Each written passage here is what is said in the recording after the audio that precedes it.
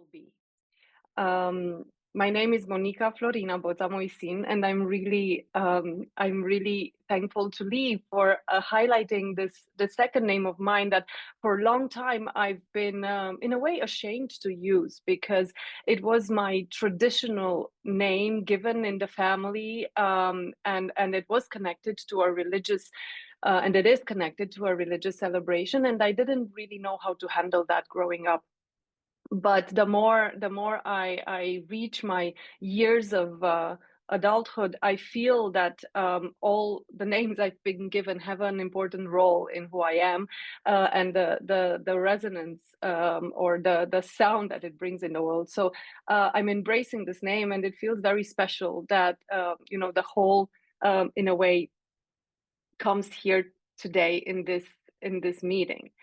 I'm gonna just share a few slides of a few ideas before we start into today's program, because today is not about so much about me talking. It's mostly about the people that are part of this list. Some of them could be physically here with us.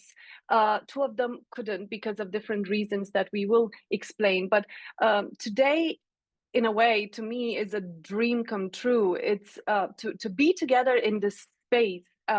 The diversity of people that we are here, not only the speakers, but the entire ecosystem, to have Philip and Lee support this idea with so much openness and so much trust, to be able to bring in the same room, even if we are not physically in a room, people that to me are family. They have become family in the years, because this is not a journey of a one person. This is a journey of a community. And this community, in the sense Lee was saying that I am a weaver. I'm not a weaver of real threads, of tangible threads. I'm a weaver of intangible threads. There's people in this group of panelists that I've never met in person, but we've been working together for more than 5 years. There's people that have been connecting.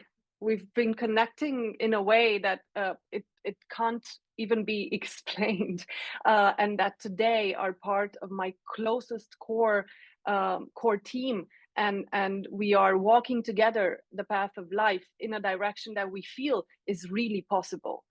In this picture, you see me 10 years ago, like Lee was saying, when I first started to wear the textiles that my grandmother had been weaving and embroidering, part of the Romanian or the traditional wear here in Țara Beiușului in Bihor County, Romania.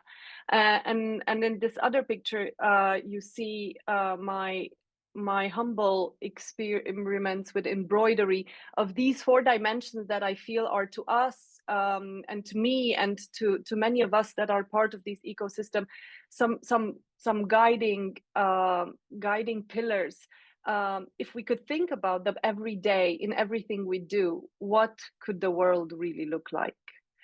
My work as a lawyer, I've always wanted to be a lawyer because one of my grandmothers was a lawyer, and the other one was a woman from this village who didn't go to school beyond the primary school, but was very gifted and very knowledgeable in connecting with the land. She knew how to work with textiles in a magic way. I've been connected to this idea of living heritage because I grew up with these 4 dimensions in a way, in the lifestyle of my great grandparents that I was lucky to meet and to grow up with, and then with my grandmother. I learned here in the village that there is no distinction between us and the land, that the land gives us everything we need and we need to take care of it.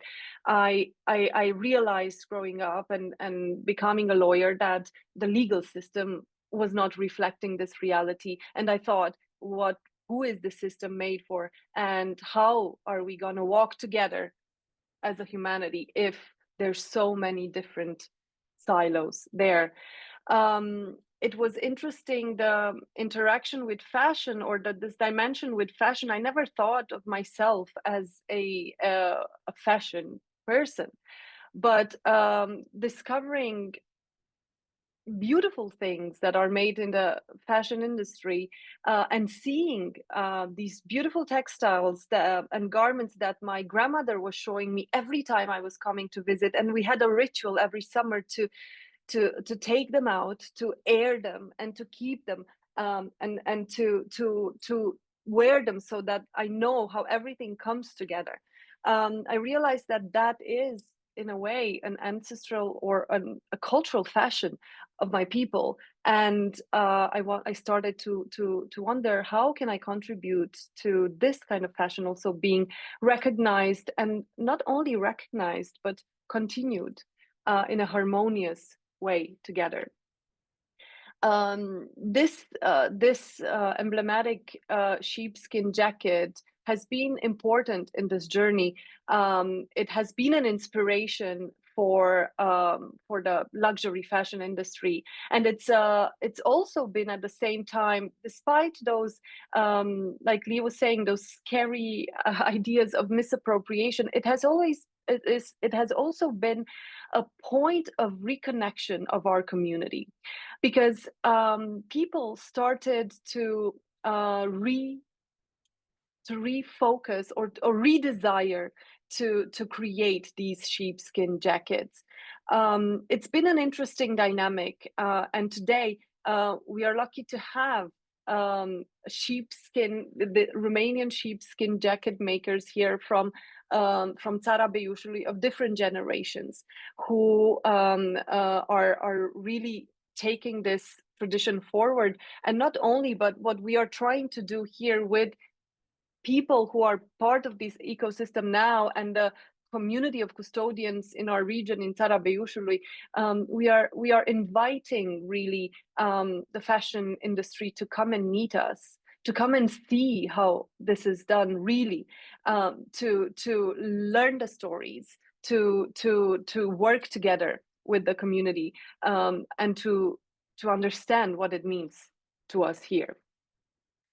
The cultural sustainability matrix, or these 4 dimensions, they are nothing new, so to say. It's nothing that hasn't been there before, but it was, in a way, I felt, after all these years of working in this intersection, at this intersection between law, between fashion, living heritage, and biocultural diversity, having a connection with different stakeholders, and working in contexts from UN level to educational institutions, and at the ground level with Indigenous peoples, ethnic groups, and local communities, that we are lacking a vocabulary that is inclusive, a vocabulary that we need to define some terms and some words, so that we understand that we're all part of the same. It's a oneness.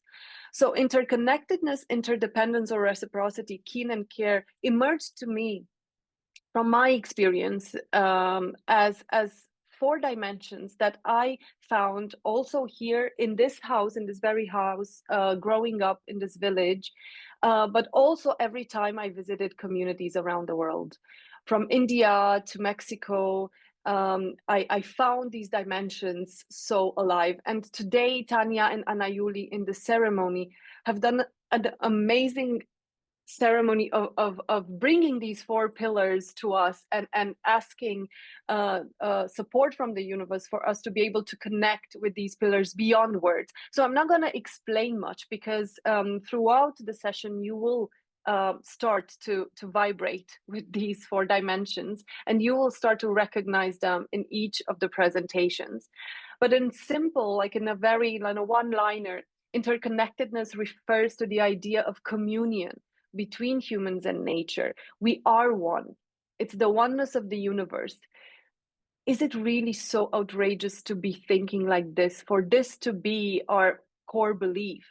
And imagine that capitalism and extractivism can be healed through this perspective.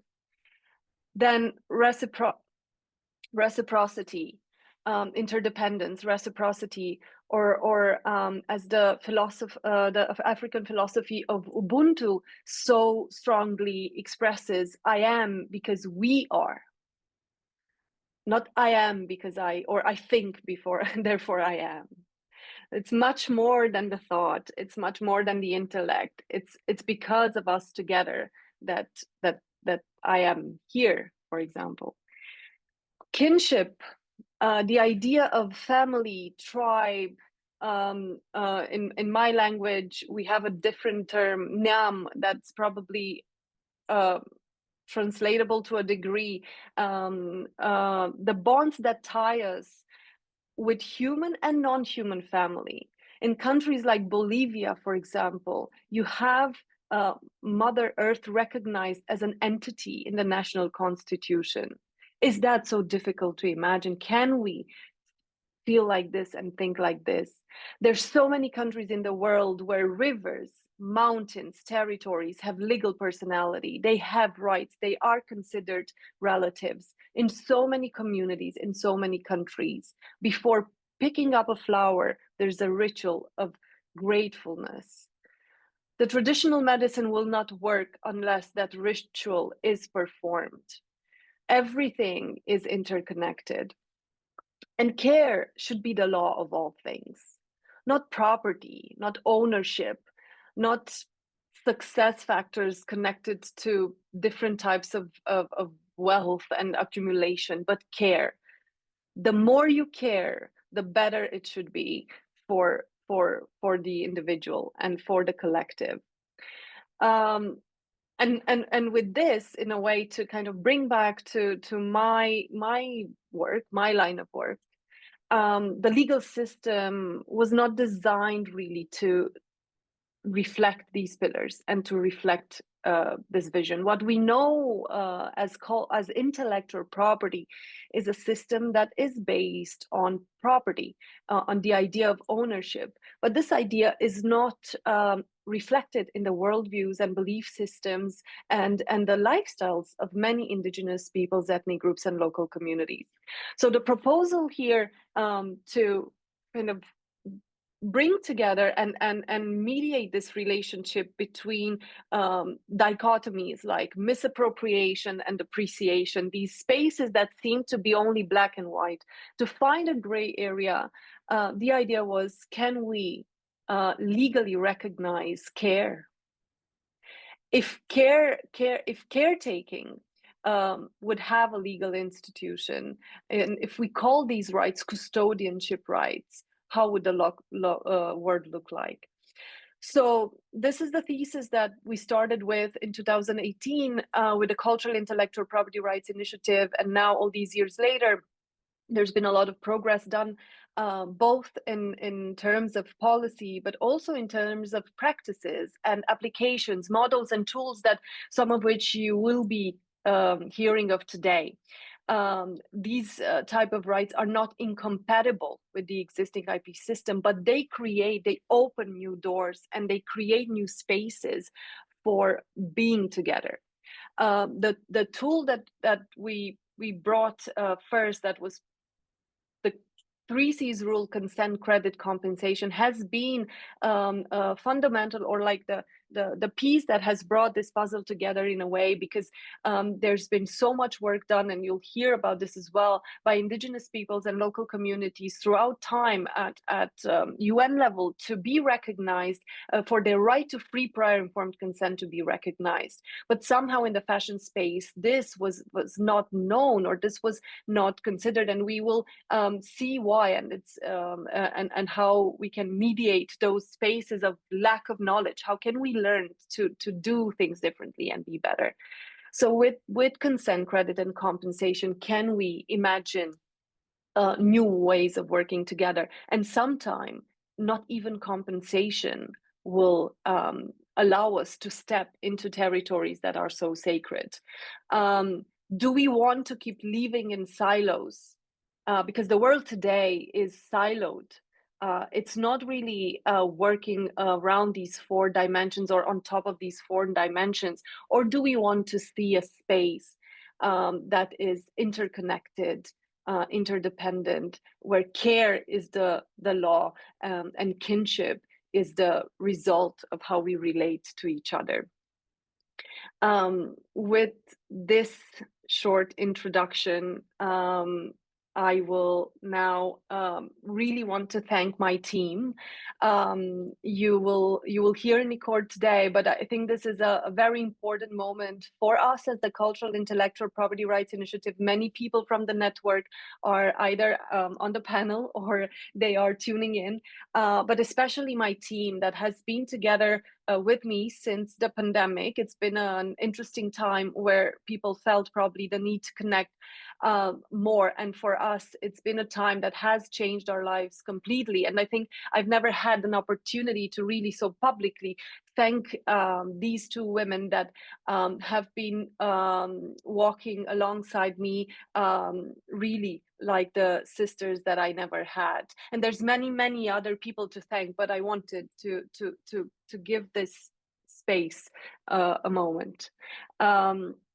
We will now with this move to the first intervention of the day, besides me. So Frances Gurry, who has been our mentor and who has been the former director of the World Intellectual Property Organization, the UN body that works on bringing together all the intellectual property laws in different countries, and also has the role to facilitate international negotiations between states to come up to solutions for issues that are challenging from an intellectual property perspective.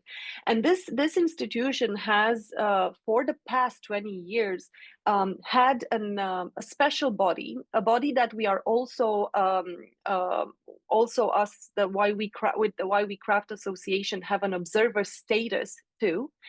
Has an intergovernmental committee on intellectual property, traditional knowledge, and traditional cultural expressions and genetic resources. All these terms, like these long terms, basically refer to knowledge of Indigenous peoples, ethnic groups, and local communities that is transmitted from generation to generation in communities, and is important and connected to their identity. The expressions that embody this knowledge, and you will see also later that it's so difficult for communities to have these key terms because the silo thinking is not specific to Indigenous peoples, ethnic groups, and local communities. And genetic resources, which basically relates to the whole biodiversity that we have: plants, seeds, animals, fungi. So all these. And Francis would have loved to be with us today, but he is in China currently and couldn't participate in the meeting. So he recorded, in a way, a welcome note for us that Philip will help us to listen to. I think what's really important is that we see throughout the session the diversity of backgrounds of people that care for cultural sustainability and their calls for action.